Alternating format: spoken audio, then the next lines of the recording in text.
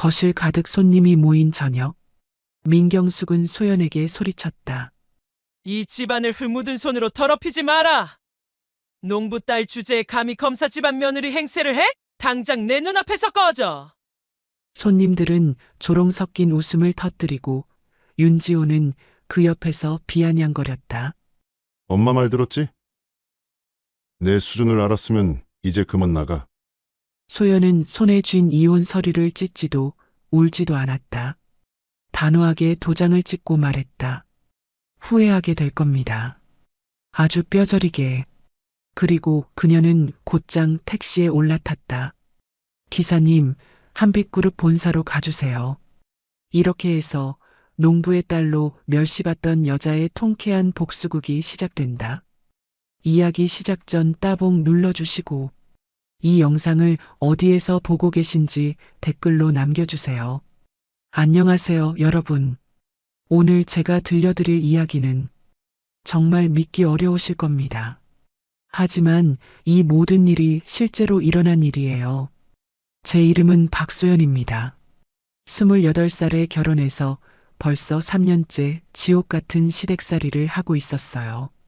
남편 윤지호는 검사고 시어머니 민경숙 여사는 이분 이야기만 해도 속이 뒤틀려요. 소연아, 또 뭐하고 있어? 손님들 차 좀 대접해. 오늘도 시어머니의 날카로운 목소리가 거실에 울려 퍼졌어요. 저는 부엌에서 급하게 찻잔들을 정리하며 나갔는데 거실에는 시어머니의 사교 모임 친구들이 앉아 있었어요. 모두 화려한 옷차림에 값비싼 가방을 들고 있는 그야말로 상류층 아줌마들이었죠. 어머, 이 애가 소연이에요? 참 수수하게 생겼네요. 한 아줌마가 저를 위아래로 훑어보며 말했어요. 저는 평상시처럼 단순한 니트에 청바지를 입고 있었거든요. 명품 옷을 사입을 여유도 없을 뿐더러 시어머니가 분수에 맞지 않는 옷 입지 말라고 늘 말씀하셨거든요. 그러게 말이에요. 우리 지호가 참 착해서 농부 딸까지 받아들였는데 시어머니의 목소리에는 늘 그런 비아냥거림이 묻어 있었어요. 농부 딸. 제가 태어나고 자란 배경을 한마디로 표현하는 그 말에는 온갖 멸시와 조롱이 담겨 있었죠. 차 좀 제대로 우려. 이렇게 싱거우면 어떻게 대접한다는 거야? 제가 조심스럽게 찻잔을 내려놓자 시어머니가 한 모금 마시고는 짜증스럽게 말했어요. 사실 차는 완벽했어요. 저는 어릴 때부터 아버지께 차 우리는 법을 배웠거든요. 하지만 시어머니에게는 제가 하는 모든 일이 마음에 안 들었어요. 소연이 아버지가 농사를 지으신다며? 요즘도 농사로 먹고 살 수 있어요? 글쎄 말이에요. 우리 때는 농촌에서 서울로 나와야 성공하는 거였는데 요즘 젊은이들이 귀농한다니. 아줌마들의 대화가 점점 저와 제 가족을 향한 비아냥거림으로 흘러갔어요. 저는 참을 수밖에 없었어요. 반박하면 며느리 주제에 대들어? 라는 소리가 돌아올 게 뻔했거든요. 그런데 소연이는 대학교 어디 나왔어요? 지방대학이에요. 서울대나 연대처럼 명문대는 아니고요. 시어머니가 대신 대답하셨어요. 사실 저는 대학교를 수석으로 졸업했고 학부 시절부터 각종 수상 경력도 화려했어요. 하지만 그런 건 중요하지 않았어요. 지방대학 출신 농부 딸이라는 꼬리표만이 제 정체성의 전부였으니까요. 아이고, 지호 씨가 참 너그러우시네요. 검사면 얼마나 좋은 신랑감인데 더 좋은 조건의 여자도 많았을 텐데. 그러니까 말이에요. 우리 지호가 너무 착해서 탈이에요. 제 눈앞에서 저를 마치 투명인간 취급하며 나누는 대화들. 저는 찻잔을 들고 있는 손이 부들부들 떨리는 걸 느꼈어요. 화가 나서가 아니라 너무 서러워서요. 그때 현관문이 열리며 남편이 들어왔어요. 어머니, 손님들 많이 오셨네요. 지호야, 어서 와. 피곤하지? 소연아, 지호 양복 좀 받아. 저는 얼른 남편에게 다가가 재킷을 받아들었어요. 남편은 저를 한 번도 쳐다보지 않고 손님들에게 인사를 건넸어요. 검사님 오셨네요. 요즘 일이 많으시죠? 그럼요. 우리 지호가 특수부에서 중요한 사건들을 맡고 있어요. 앞으로 정치에도 진출할 거예요. 시어머니는 자랑스러운 목소리로 말씀하셨어요. 그럴 때의 표정과 목소리는 저를 대할 때와는 완전히 달랐어요. 와, 정말 대단하세요. 소연 씨는 행복하시겠어요. 아줌마들이 저를 쳐다봤어요. 저는 어색하게 미소만 지을 수밖에 없었어요. 소연이는 그냥 집에서 살림이나 잘하면 돼요. 너무 욕심 부리지 말고. 시어머니의 말에 아줌마들이 웃음을 터뜨렸어요. 저를 비웃는 웃음이었어요. 저녁을 준비하느라 부엌에 있는데 거실에서 들려오는 대화가 귓가에 계속 맴돌았어요. 소연이 부모님은 언제 한번 뵙죠? 결혼한 지 벌써 3년이 됐는데. 글쎄요. 워낙 시골에 계시고 별로 나올 일도 없으시고 그냥 저희끼리 지내는 게 나을 것 같아요. 남편의 대답이었어요. 제 부모님을 부끄러워하는 목소리였어요. 사실 저희 부모님은 한 번도 이 집에 초대받은 적이 없어요. 시어머니가 격이 안 맞는다며 만나기를 거부하셨거든요. 그날 밤 남편과 시어머니가 거실에서 나누는 대화를 우연히 들었어요. 지호야, 소연이랑 언제까지 이렇게 살 거야? 애도 없고. 엄마, 왜 갑자기 그런 말씀을? 솔직히 말해. 내가 검사로 성공하고 있는데 소연이가 도움이 되니? 오히려 짐만 되지 않아? 남편의 침묵이 제 심장을 찔렀어요. 부정하지 않는다는 게 답이었어요. 엄마 말이 틀렸어? 생각해 볼게요. 그날 밤 저는 한잠도 자지 못했어요. 3년간의 결혼 생활이 주마등처럼 스쳐 지나갔어요. 처음에는 사랑으로 시작된 결혼이었는데 언제부터인가 저는 이 집의 머슴이 되어 있었어요. 다음 날 아침, 평소처럼 아침을 준비하며 저는 마음속으로 다짐했어요. 조금만 더 참자. 조금만 더 노력하면 인정받을 수 있을 거야. 하지만 그때의 저는 몰랐어요. 이미 제 운명을 바꿀 거대한 폭풍이 몰려오고 있다는 것을. 그 운명적인 날은 평범한 금요일 저녁으로 시작되었어요. 시어머니가 오늘 중요한 손님들이 온다며 아침부터 저를 부려먹었거든요. 청소부터 시작해서 음식 준비, 꽃꽂이까지. 마치 파티를 준비하는 것처럼 모든 걸 완벽하게 해놨어요. 저녁 7시쯤 손님들이 도착하기 시작했어요. 평소보다 더 화려한 옷차림의 사람들이었어요. 시어머니의 사교 모임 친구들뿐만 아니라 남편의 직장 상사들, 심지어 동네에서 소문난 부자 아줌마들까지 와 있었어요. 소연아, 안주 좀 더 준비해. 사람이 이렇게 많을 줄 몰랐네. 저는 부엌을 오가며 연신 음식을 준비했어요. 손님들은 거실에서 시끌벅적하게 대화를 나누고 있었고 저는 보이지 않는 사람처럼 그들 사이를 오가며 서빙을 했어요. 어머, 소연 씨 정말 부지런하시네요. 집안일을 이렇게 잘하시다니.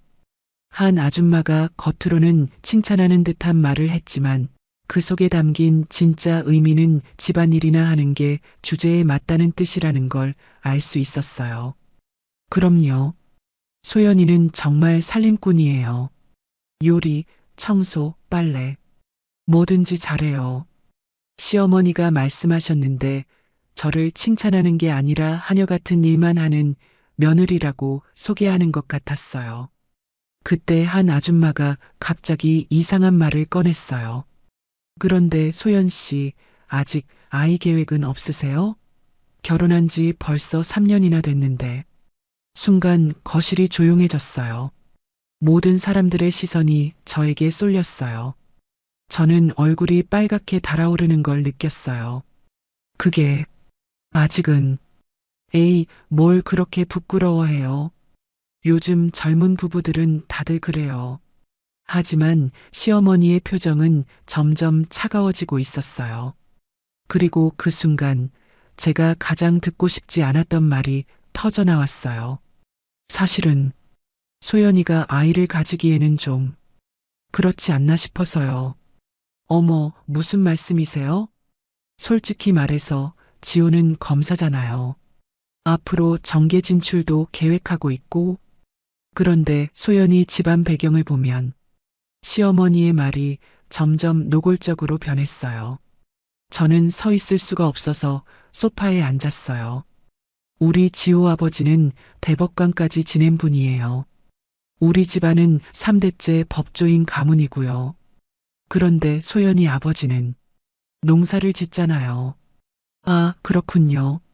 손님들의 시선이 더욱 차가워졌어요. 어떤 분은 대놓고 고개를 갸우뚱하며 저를 쳐다봤어요. 더 솔직히 말하자면 소연이가 우리 집안에 어울리는지 처음부터 의문이었어요. 지호가 워낙 순진해서 그때 남편이 들어왔어요.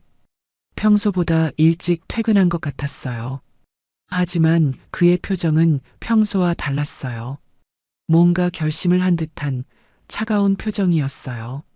어머니, 손님들 많이 오셨네요. 지호야, 잘 왔다.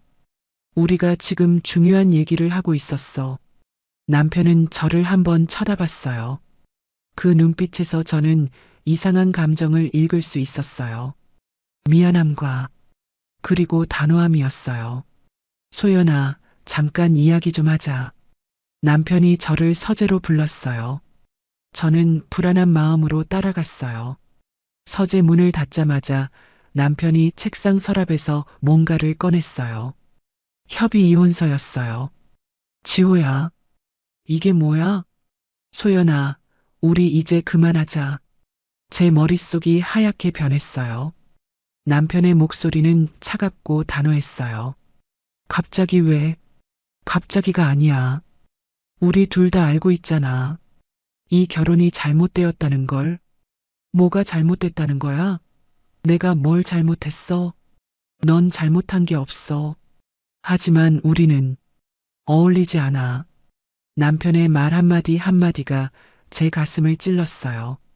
3년간의 결혼 생활이 한순간에 무너지는 소리가 들리는 것 같았어요. 어머니 말씀이 맞아. 난 정치를 해야 하고 넌 내 발목만 잡고 있어. 발목을 잡는다고? 소연아, 현실을 봐. 내 아버지는 농부고 넌 지방대 출신이야. 내가 국정감사장에 나가면 기자들이 뭐라고 하겠어? 검사의 아내는 농부 딸이라고 기사 제목에 나올 거야. 저는 할 말을 잃었어요.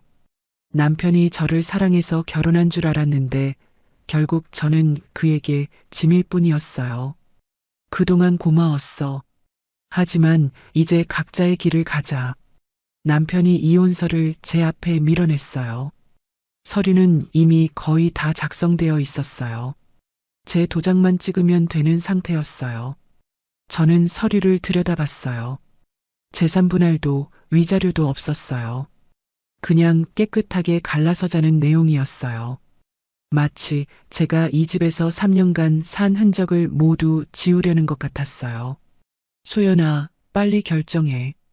손님들이 기다리고 있어. 저는 고개를 들어 남편을 쳐다봤어요. 한때 저를 사랑한다고 했던 그 남자는 더 이상 없었어요. 대신 차가운 검사 윤지호만이 서 있었어요. 알겠어. 저는 조용히 대답했어요.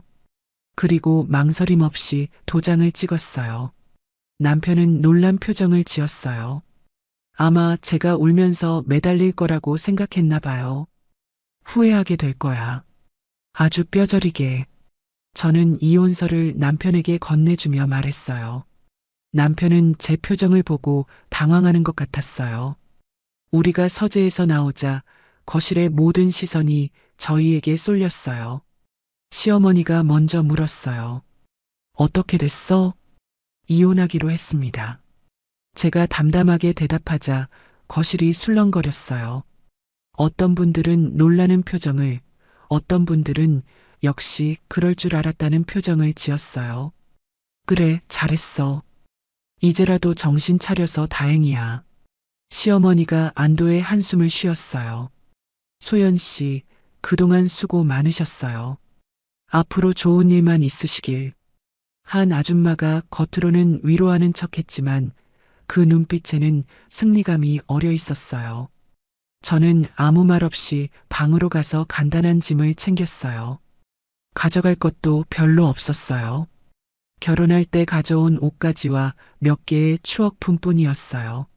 소연아, 택시 불렀어. 남편이 말했어요. 마지막까지 저를 빨리 내보내고 싶어 하는 것 같았어요. 저는 가방을 들고 현관으로 향했어요. 손님들은 모두 저를 쳐다보며 수군거렸어요. 시어머니는 만족스러운 표정으로 팔짱을 끼고 서 있었어요. 현관문을 나서는 순간 저는 뒤돌아보며 말했어요. 모두 후회하게 될 거예요. 정말로. 그리고 택시에 올라타서 말했어요. 기사님, 한빛그룹 본사로 가주세요. 기사 아저씨가 백미러로 저를 쳐다봤어요. 하지만 아무 말하지 않고 시동을 걸었어요. 택시가 출발하면서 저는 창밖을 바라봤어요. 3년간 지옥 같았던 그 집이 점점 멀어지고 있었어요. 그리고 저는 처음으로 자유로움을 느꼈어요. 이제 진짜 저의 시간이 시작되는 거예요. 택시 안에서 저는 핸드폰을 꺼내 한 번호로 전화를 걸었어요. 할아버지, 저예요. 소연이요. 소연아? 이 밤중에 무슨 일이야? 할아버지, 이제 집으로 돌아가도 될까요?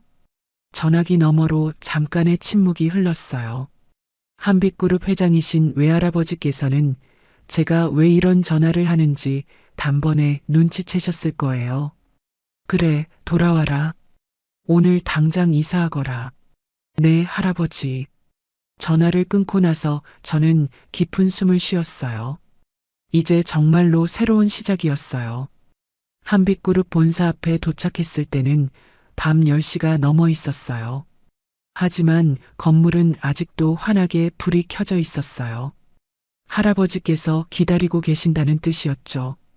회장실로 올라가는 엘리베이터 안에서 저는 거울에 비친 제 모습을 봤어요. 3년 동안 숨겨왔던 진짜 저의 모습을 되찾을 시간이었어요. 소연아. 회장실 문이 열리자 할아버지께서 저를 반겨주셨어요. 80세가 넘으신 연세에도 여전히 카리스마 있는 분이셨어요. 할아버지, 죄송해요. 그동안. 무슨 소리야? 내가 돌아온 게 얼마나 다행인지 모른다. 할아버지는 저를 꼭 안아주셨어요. 3년 만에 느끼는 진짜 가족의 따뜻함이었어요. 이제 정말로 시작이구나. 네, 할아버지.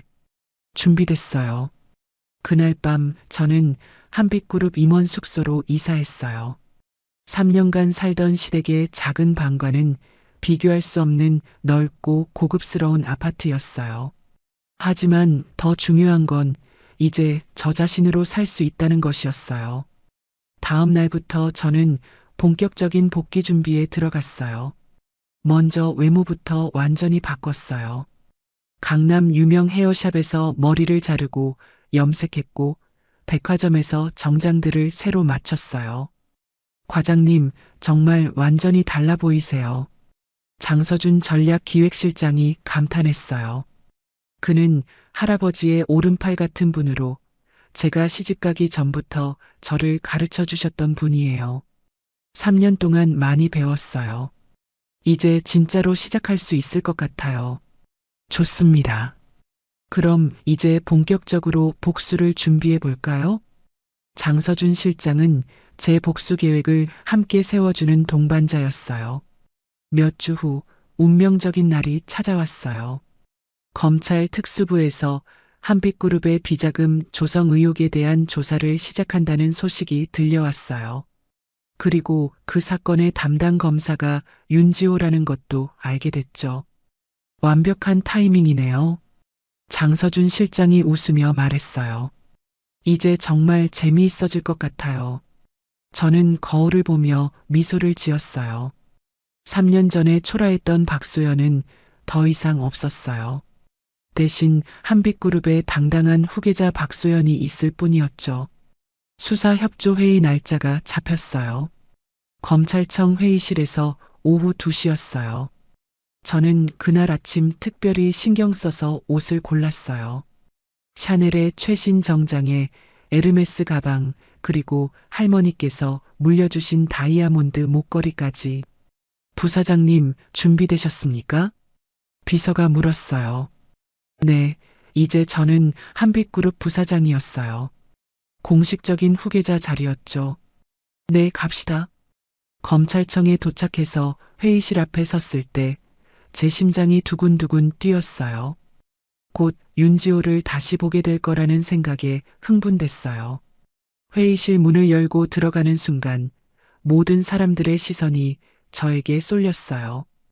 검사들과 수사관들이 앉아 있었고 그 중심에 윤지호가 있었어요. 안녕하세요. 한빛그룹 부사장 박소연입니다. 제가 당당하게 인사를 하자 회의실이 술렁거렸어요. 하지만 윤지호는 완전히 얼어붙어 있었어요. 얼굴이 하얗게 질려서는 저를 멍하니 바라보고 있었어요. 혹시 소연이야? 윤지호가 떨리는 목소리로 물었어요. 저는 차가운 미소를 지으며 대답했어요. 실례지만 저희가 아는 사이인가요? 저는 한빛그룹 부사장 박소연입니다. 아니. 그게... 윤지호는 말을 제대로 잇지 못했어요. 다른 검사들도 이상한 분위기를 눈치채고 우리를 번갈아 쳐다봤어요. 혹시 개인적인 일이 있으시면 나중에 따로 말씀하시죠. 지금은 공식적인 수사 협조 회의니까요. 제가 냉정하게 말하자 윤지호는 더욱 당황했어요. 3년 전 그가 저를 차갑게 대했던 것처럼 이제 저도 그를 남남으로 대했어요. 네네. 그럼 회의를 시작하겠습니다. 윤지호가 겨우 정신을 차리고 회의를 진행했어요. 하지만 내내 저를 힐끔힐끔 쳐다보며 집중하지 못했어요. 한빛그룹의 비자금 조성 의혹에 대해 조사하고 있습니다. 협조 부탁드립니다. 당연히 협조하겠습니다. 한빛그룹은 항상 투명한 경영을 지향합니다. 저는 완벽하게 답변했어요. 3년간 할아버지와 장서준 실장에게 배운 경영학 지식을 총동원했어요. 그런데 검사님, 혹시 제가 누구인지 궁금하신가요? 회의 중간에 제가 갑자기 물어봤어요. 윤지호는 깜짝 놀라며 저를 쳐다봤어요. 아니요. 그냥 저는 농부의 딸입니다. 순간 회의실이 조용해졌어요. 모든 사람들이 의아한 표정으로 저를 바라봤어요. 하지만 동시에 한빛그룹 창업주의 외손녀이기도 하죠. 제 아버지께서는 젊은 시절 이 회사의 전무이사셨어요. 하지만 권력보다는 자연을 선택하셔서 귀농하신 거죠. 저는 차근차근 설명했어요. 윤지호의 얼굴은 점점 더 하얗게 변했어요. 사람의 가치는 태생이 아니라 선택에 있다고 생각합니다. 제 아버지께서 그렇게 가르쳐 주셨거든요. 그 말을 할 때 저는 윤지호를 똑바로 쳐다봤어요. 그는 제 시선을 피하며 서류를 뒤적거렸어요. 회의가 끝나고 나서 윤지호가 저에게 다가왔어요. 소연아, 잠깐 이야기 좀. 죄송하지만 저는 바빠요. 다른 미팅이 있거든요. 저는 쿨하게 돌아서며 회의실을 나왔어요. 복도에서 윤지호가 저를 쫓아왔어요. 소연아, 제발. 한 번만 이야기하자. 박 부사장이라고 불러주세요. 우리는 이제 남남이잖아요. 소연아, 미안해. 정말 미안해. 미안하다고요?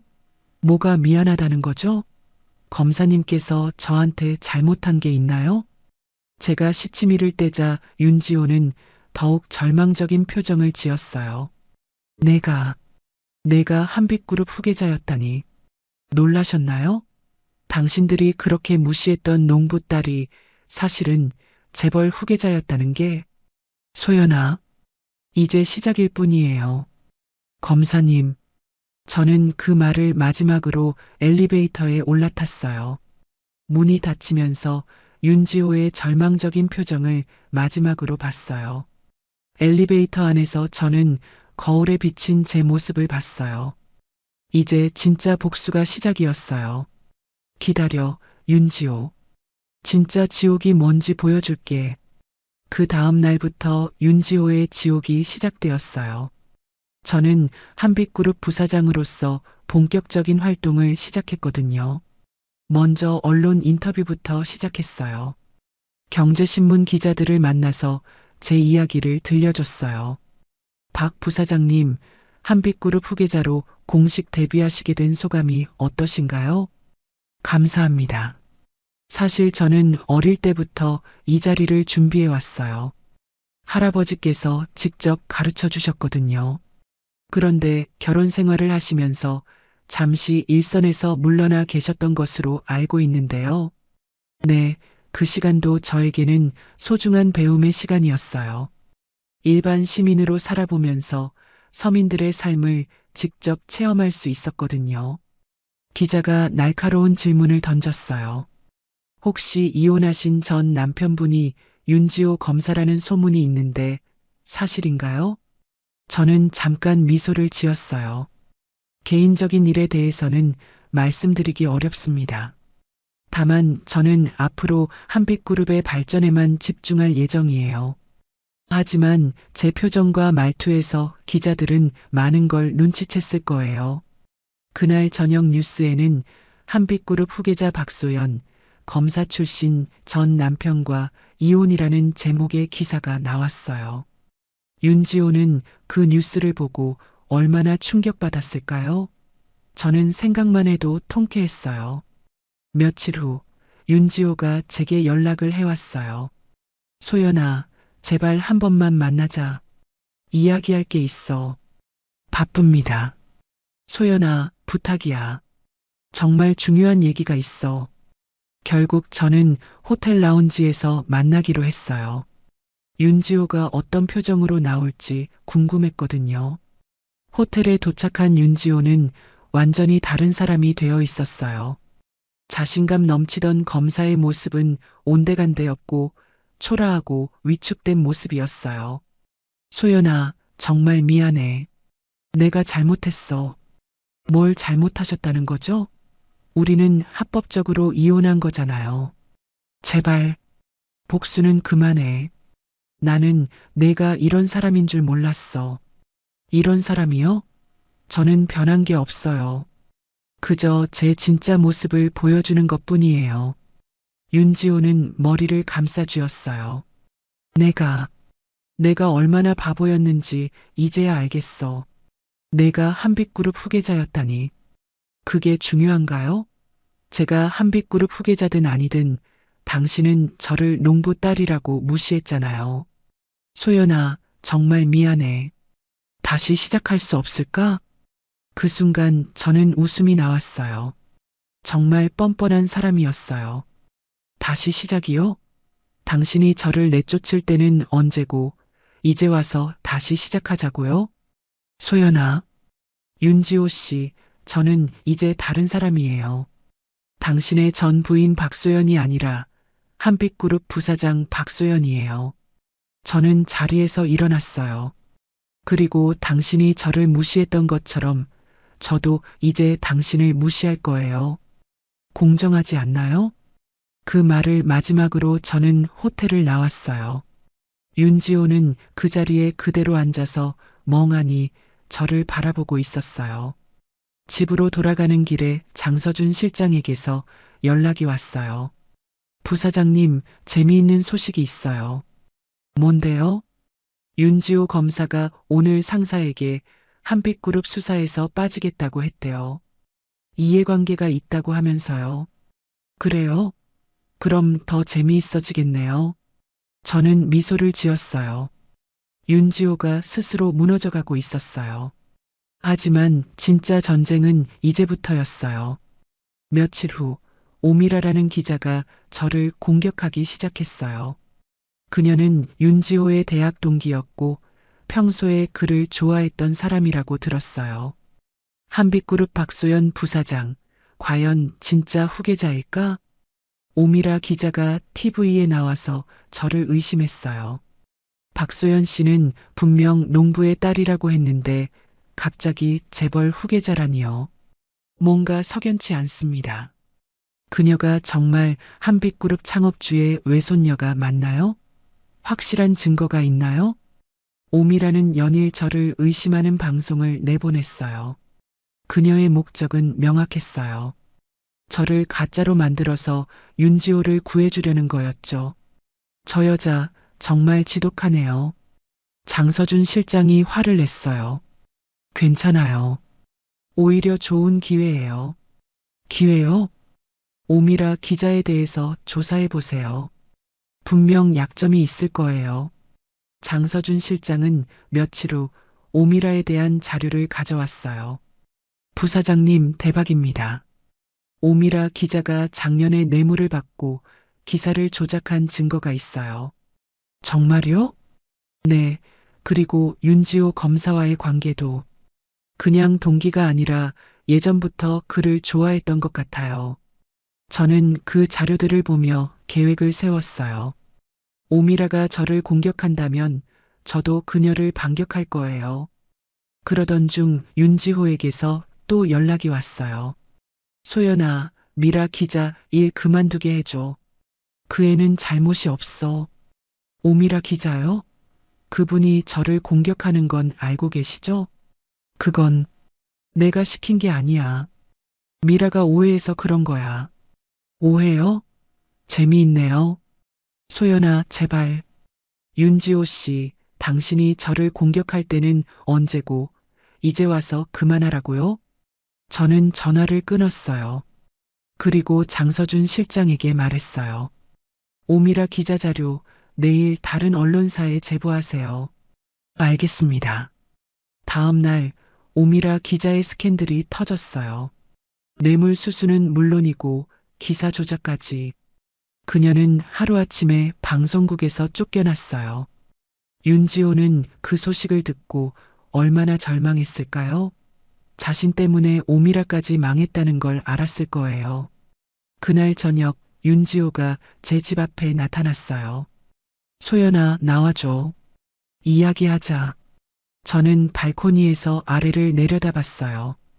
윤지호가 비를 맞으며 서 있었어요. 소연아, 제발. 그만해줘.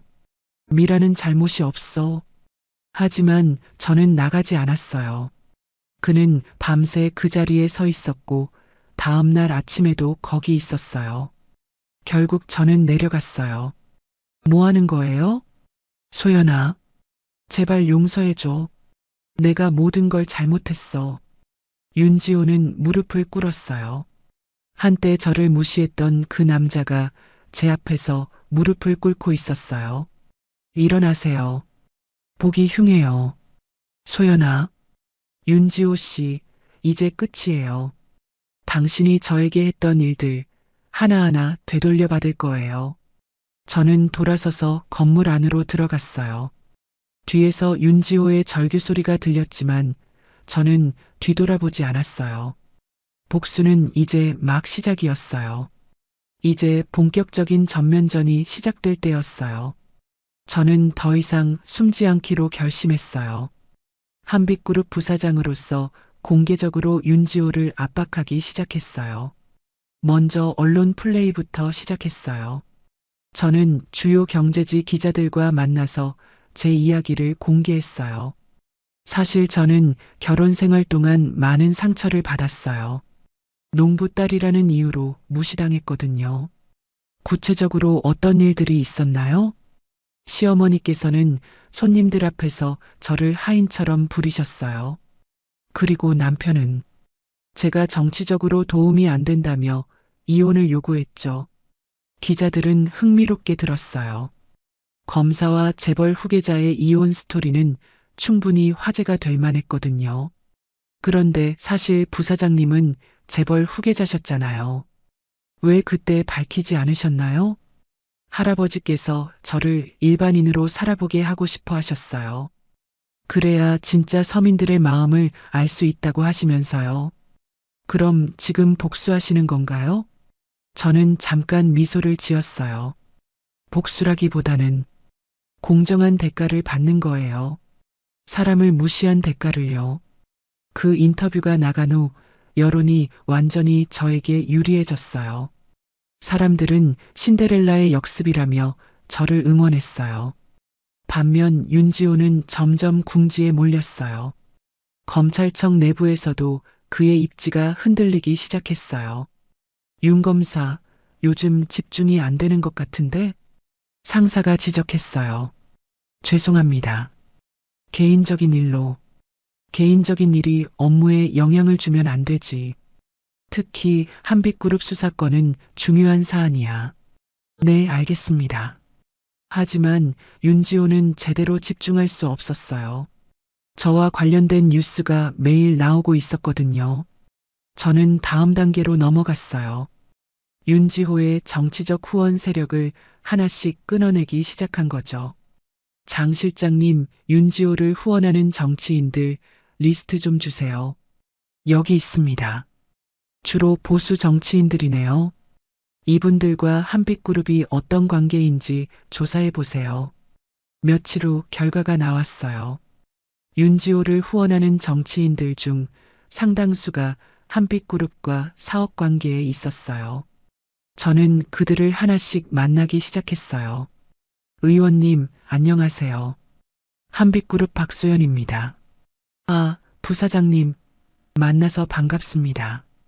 의원님께서 윤지호 검사를 후원하고 계시다고 들었어요.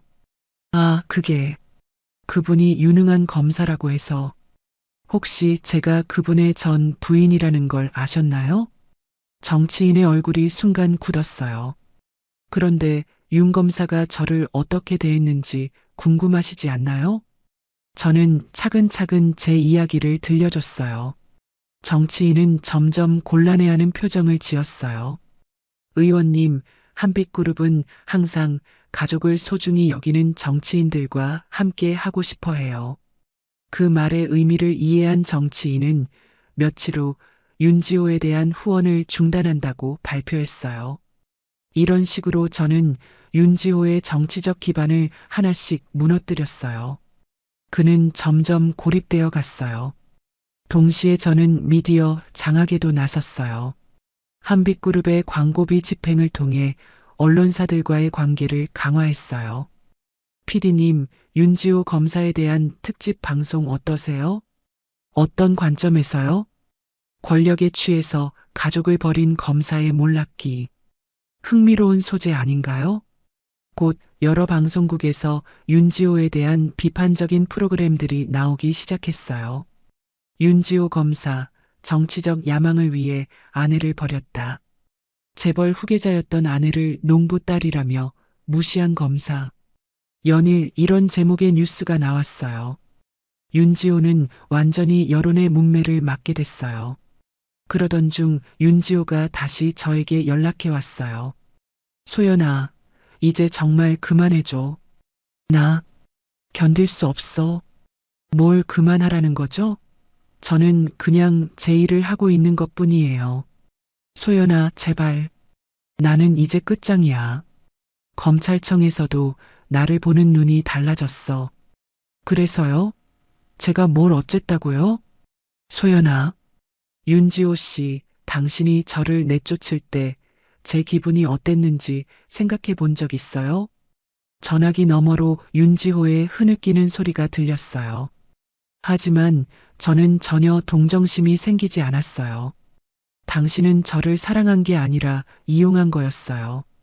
그리고 필요 없어지자 버린 거죠. 그게 아니야. 이제 똑같이 당해보세요. 버림받는 기분이 어떤지. 저는 전화를 끊었어요.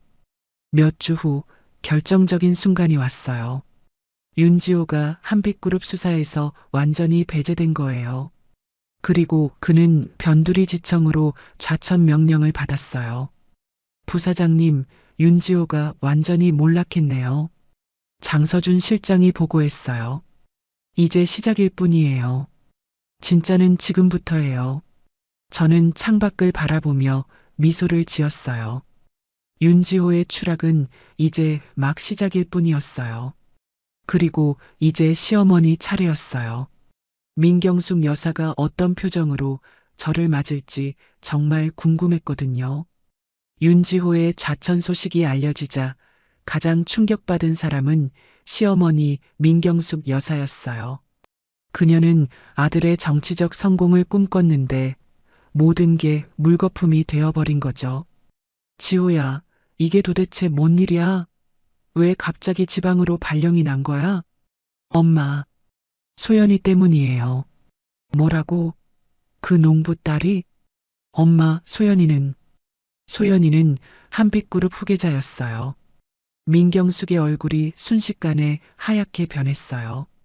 뭐라고? 한빛그룹이라니. 그럼 그 애가. 네, 맞아요.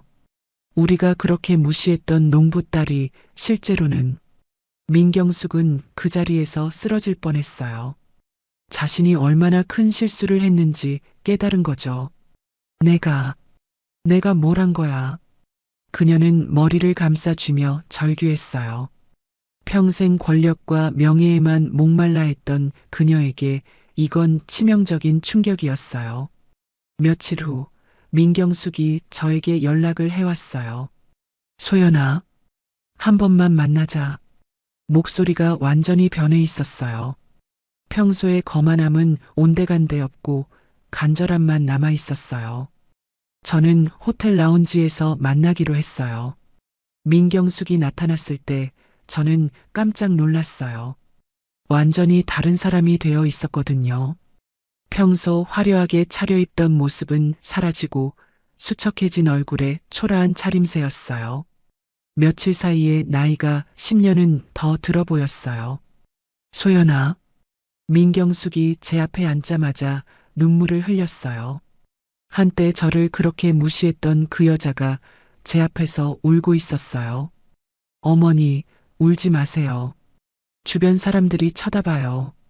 소연아, 미안해. 정말 미안해. 뭐가 미안하다는 거예요? 어머니께서 저한테 잘못한 게 있나요? 저는 일부러 차갑게 대했어요. 민경숙은 더욱 절망적인 표정을 지었어요. 소연아, 내가 얼마나 어리석었는지 이제야 알겠어. 어리석었다고요? 내가 한빛그룹 후계자인 줄 알았다면.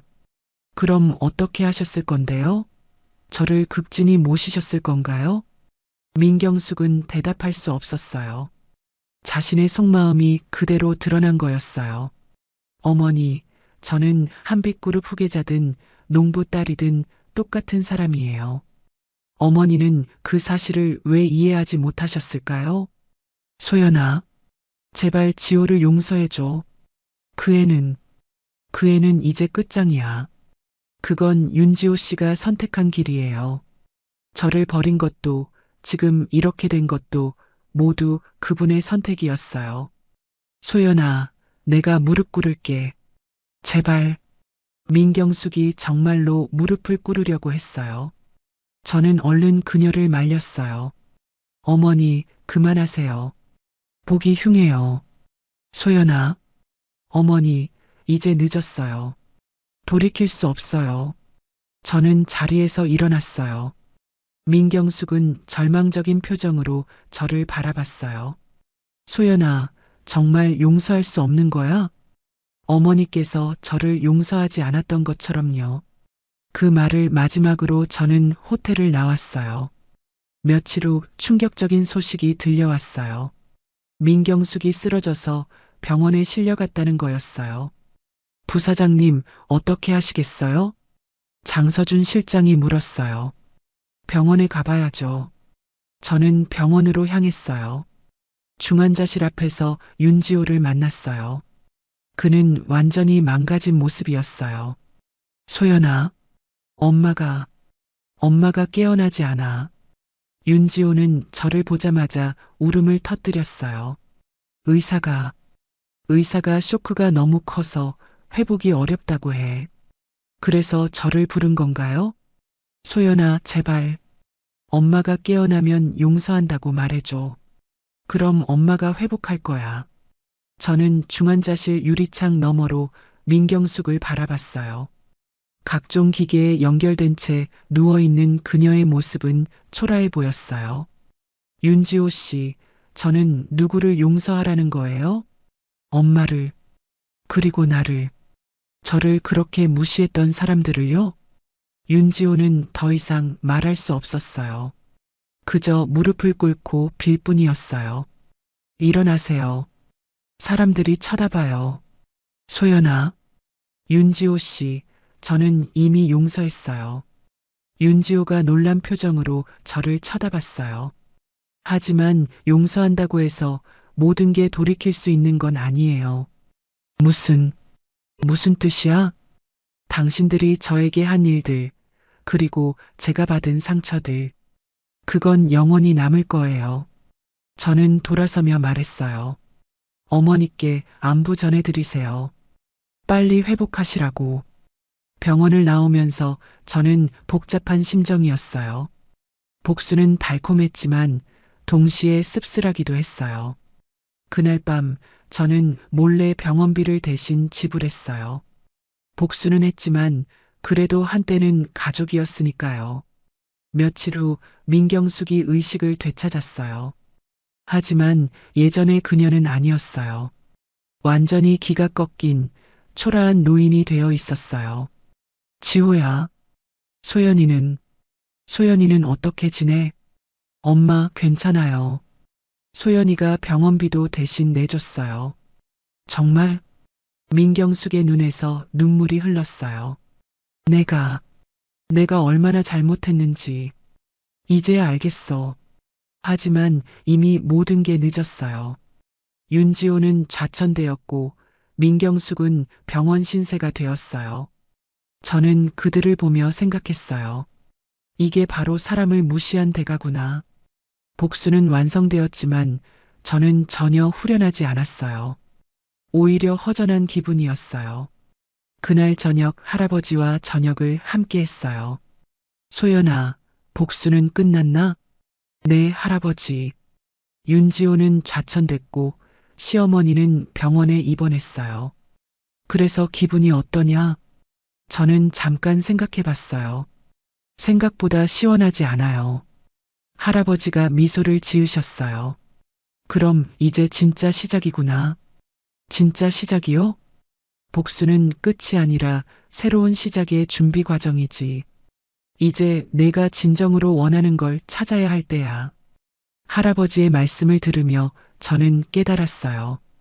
복수만으로는 진정한 행복을 찾을 수 없다는 걸요. 며칠 후 윤지호에게서 마지막 연락이 왔어요. 소연아, 나 내일 지방으로 내려가. 발령이 났거든. 그래요. 소연아, 마지막으로 한마디만 하게 해줘. 뭔데요? 정말 미안했어. 그리고 고마웠어. 고맙다고요? 내가 나에게 진정한 사랑이 뭔지 가르쳐 줬어. 비록 늦었지만 이제야 알겠어. 전화기 너머로 윤지호의 흐느끼는 소리가 들렸어요. 잘 살아, 소연아. 정말 잘 살아. 그리고 전화가 끊어졌어요. 그게 윤지호와의 마지막 대화였어요. 저는 창밖을 바라보며 생각했어요.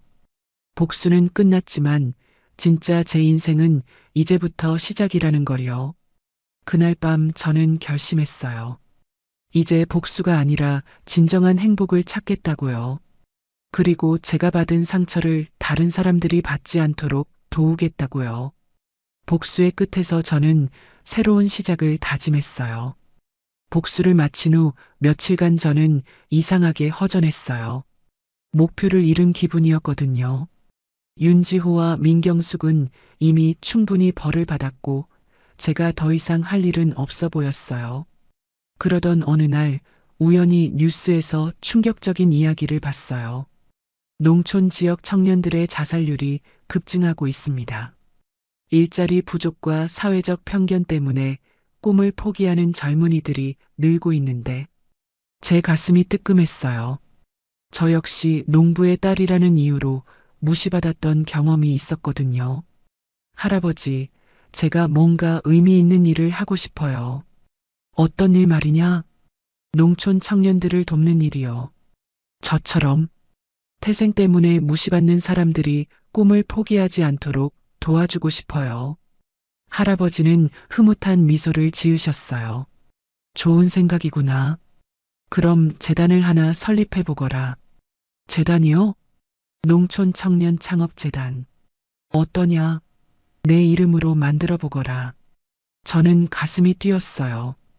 복수보다 훨씬 의미 있는 일이 생긴 거였어요. 며칠 후, 저는 기자회견을 열었어요. 하지만 이번에는 복수가 아니라 희망에 대한 이야기였어요. 안녕하세요. 한빛그룹 부사장 박소연입니다. 오늘 여러분께 중요한 발표를 드리려고 합니다. 기자들이 집중했어요. 저는 오늘 농촌 청년 창업재단 설립을 발표합니다. 재단 설립 이유가 궁금합니다. 저는 농부의 딸입니다. 그것이 제 자랑입니다. 기자들이 웅성거렸어요.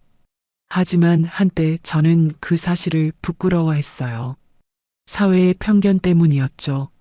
농촌 출신이라는 이유로 무시받고 꿈을 포기해야 한다고 생각했어요. 그런 경험이 재단 설립에 영향을 줬나요? 네, 맞습니다. 저와 같은 상처를 받는 젊은이들이 더 이상 없었으면 해요. 사람의 가치는 태생이 아니라 선택과 용기에 달려 있습니다. 기자회견 후 반응이 뜨거웠어요. 많은 사람들이 제 진심을 이해해 줬어요. 재단 설립 준비를 하면서 저는 직접 농촌 지역을 방문했어요. 그곳에서 만난 청년들의 이야기는 정말 가슴 아팠어요. 누나, 저는 농대를 졸업했는데도 취업이 안 돼요. 농촌 출신이라는 게 알려지면 면접에서 떨어져요. 저도 그래요. 서울 회사들은 지방 출신을 잘 안 뽑아줘요. 제가 겪었던 일들이 여전히 반복되고 있었어요. 저는 더욱 절실해졌어요. 여러분, 절대 포기하지 마세요. 제가 도울게요. 재단 설립 과정에서 예상치 못한 연락을 받았어요. 윤지호에게서였어요. 소연아, 뉴스 봤어. 재단 설립한다며? 네. 그런데 왜 연락하셨어요? 나도 도울 수 있을까? 뭐라고요? 소연아, 나는 이제 지방에서 일하고 있어. 여기서 농촌 청년들을 많이 만나고 있거든. 그들의 어려움을 직접 보고 있어. 윤지호의 목소리에는 진심이 담겨 있었어요.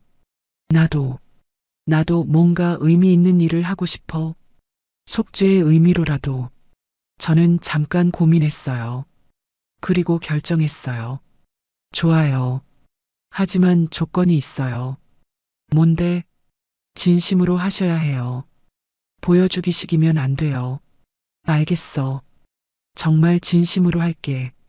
몇 주 후 윤지호가 서울로 올라왔어요. 재단 사무실에서 만난 그는 완전히 달라져 있었어요. 소연아, 정말 고마워. 이런 기회를 줘서. 윤지호 씨, 저는 당신을 용서했어요. 하지만 과거로 돌아갈 수는 없어요. 알아. 나도 그런 걸 바라지 않아. 그냥 의미 있는 일을 함께 하고 싶을 뿐이야. 윤지호는 재단의 법률 자문을 맡기로 했어요. 농촌 청년들의 창업 과정에서 생기는 법적 문제들을 도와주는 역할이었어요. 한편 민경숙도 변화하고 있었어요. 병원에서 회복한 후 그녀는 완전히 다른 사람이 되어 있었어요. 소연아, 나도 뭔가 도움이 될 수 있을까? 민경숙이 조심스럽게 물었어요. 어머니께서요? 응. 나는 평생 의미 없는 일만 했어. 사교 모임이나 다니고 남들 무시하고. 이제는 정말 의미 있는 일을 하고 싶어. 저는 그녀에게 봉사활동을 제안했어요. 농촌 지역의 독거노인들을 돌보는 일이었어요. 정말 그래도 될까? 네, 어머니. 사람은 변할 수 있어요. 민경숙은 눈물을 흘렸어요. 그리고 정말로 봉사활동에 열심히 참여했어요. 재단 개소식 날 많은 사람들이 참석했어요. 농촌 청년들, 언론사 사람들, 그리고 윤지호와 민경숙도 왔어요. 오늘 농촌 청년 창업재단이 정식으로 문을 엽니다. 이 재단의 목표는 단순합니다. 모든 젊은이가 자신의 꿈을 포기하지 않도록 돕는 것입니다. 박수가 터져 나왔어요. 농부의 딸이라고 무시받았던 제가 이 자리에 설 수 있는 것처럼 여러분도 모두 가능합니다. 태생이 아니라 노력으로 성공할 수 있어요. 개소식이 끝나고 윤지호가 저에게 다가왔어요. 소연아, 정말 대단해. 내가 이런 사람인 줄 몰랐어. 사람은 원래 이런 거예요. 당신이 몰랐을 뿐이에요. 그렇구나. 내가 정말 바보였어. 이제 과거는 잊어요. 앞으로만 봅시다. 그날 저녁 할아버지와 저녁을 함께 했어요. 소연아, 이제 진짜 행복해 보이는구나. 네, 할아버지. 복수할 때보다 훨씬 행복해요. 그럼 이제 진짜 성공한 거구나. 네, 진짜 성공이요. 저는 창밖을 바라보며 미소 지었어요. 복수는 끝났지만 진짜 제 인생은 이제 시작이었어요. 그리고 이번에는 혼자가 아니었어요. 저와 같은 꿈을 가진 많은 사람들과 함께였어요. 복수보다 용서가 미움보다 사랑이 더 큰 힘을 가지고 있다는 걸 깨달았어요. 재단 설립 1년 후 저는 정말 새로운 사람이 된 기분이었어요. 복수에만 매달려 있던 예전과 달리 이제는 희망을 만드는 일에 집중하고 있었거든요. 부사장님, 이번 달 창업 지원 신청자가 200명을 넘었어요. 비서가 보고했어요. 농촌 청년 창업 재단이 생각보다 큰 반향을 일으키고 있었어요. 좋아요. 심사를 더 꼼꼼히 해서 정말 도움이 필요한 분들을 선별하세요. 재단 사무실에는 항상 젊은이들로 북적거렸어요. 농촌 출신 청년들이 자신들의 사업 아이템을 발표하고 멘토들과 상담을 받고 서로 정보를 교환하는 공간이 되어 있었어요. 소연 누나, 정말 고마워요. 누나 덕분에 제가 꿈을 포기하지 않을 수 있었어요. 한 청년이 저에게 인사를 했어요. 그는 유기농 농산물 온라인 쇼핑몰을 운영해서 큰 성공을 거둔 케이스였어요. 제가 한 게 뭐 있어요? 모두 본인이 노력한 결과예요. 아니에요. 누나가 용기를 주지 않았다면 전 포기했을 거예요. 이런 이야기들을 들을 때마다 제 가슴이 따뜻해졌어요. 복수로는 느낄 수 없었던 진짜 기쁨이었어요. 그러던 어느 날 윤지호에게서 연락이 왔어요. 소연아, 오늘 시간 있니? 보여주고 싶은 게 있어. 뭔데요? 직접 와서 봐. 재단 근처 카페에서 만나자. 카페에 도착한 윤지호는 완전히 달라진 모습이었어요. 예전에 거만한 검사의 모습은 사라지고 소박하지만 진실한 느낌의 사람이 되어 있었어요. 이게 뭐예요? 윤지호가 두꺼운 파일을 제 앞에 놓았어요. 내가 지난 1년간 도운 농촌 청년들 사례들이야. 법률 자문부터 시작해서 각종 인허가 문제, 계약서 검토까지. 파일을 열어보니 정말 많은 사례들이 정리되어 있었어요. 윤지호 씨, 이걸 언제 다 했어요? 밤마다 조금씩. 그리고 주말에는 직접 농촌 지역을 돌아다니면서 상담도 해주고 있어. 정말요? 소연아, 나 처음으로 진짜 보람을 느끼고 있어. 돈이나 명예가 아니라 정말 의미 있는 일을 하고 있다는 보람 말이야. 윤지호의 눈빛이 예전과 완전히 달랐어요. 이제는 진짜 사람 냄새가 나는 사람이 되어 있었어요. 고마워요. 정말로. 아니야. 내가 더 고마워. 이런 기회를 줘서. 그때 윤지호가 조심스럽게 물었어요.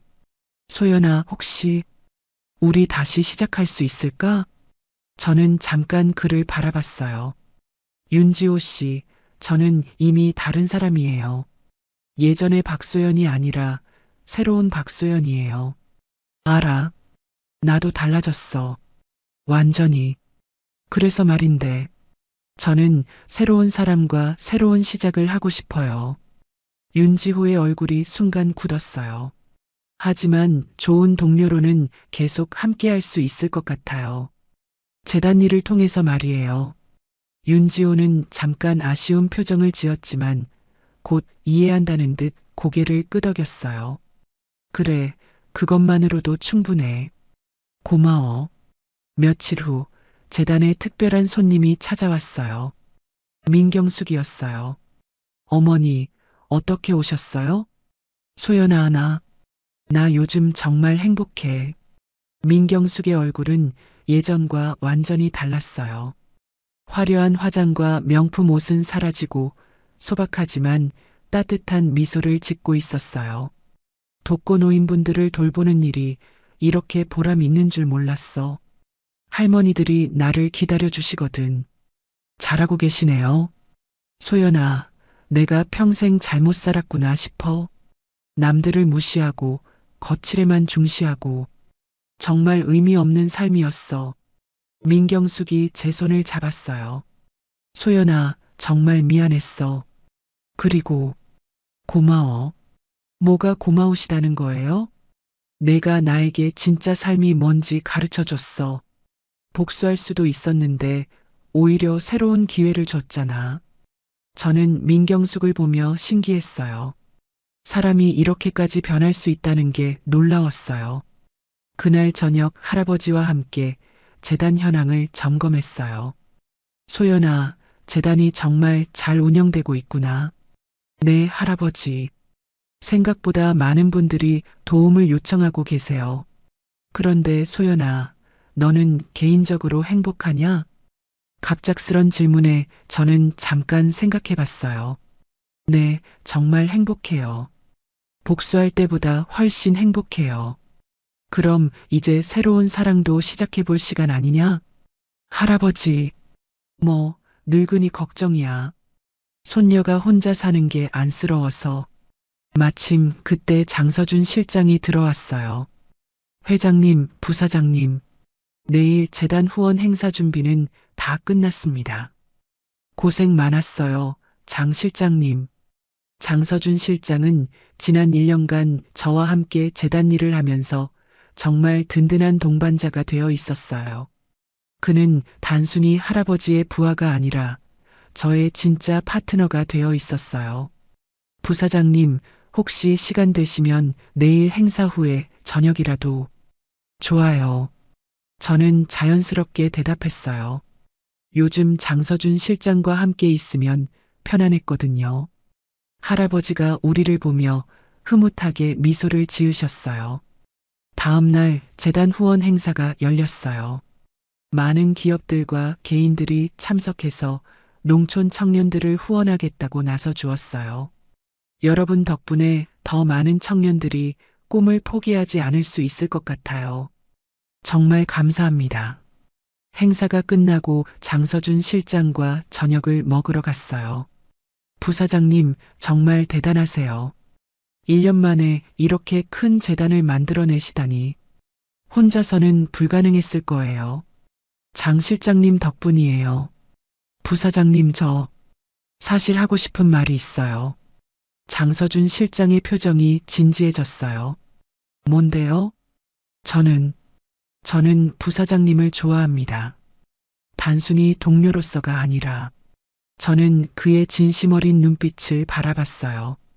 복수에만 매달려 있을 때는 느낄 수 없었던 감정들이 제 마음속에 생겨나고 있었어요. 장 실장님, 부담 갖지 마세요. 그냥 제 마음을 전하고 싶었을 뿐이에요. 그날 밤 집에 돌아와서 저는 많은 생각을 했어요. 복수는 끝났고 의미 있는 일도 하고 있고 이제는 정말로 새로운 사랑을 시작해도 될 때가 된 것 같았어요. 몇 개월 후 저는 한빛그룹 부회장으로 승진했어요. 그리고 장서준, 아니, 이제는 서준이라고 부르는 그 사람과 연인 사이가 되었어요. 소연아, 정말 행복해 보인다. 할아버지가 흐뭇해 하셨어요. 네, 할아버지. 정말 행복해요. 재단은 계속 성장했고 많은 농촌 청년들이 꿈을 실현하고 있었어요.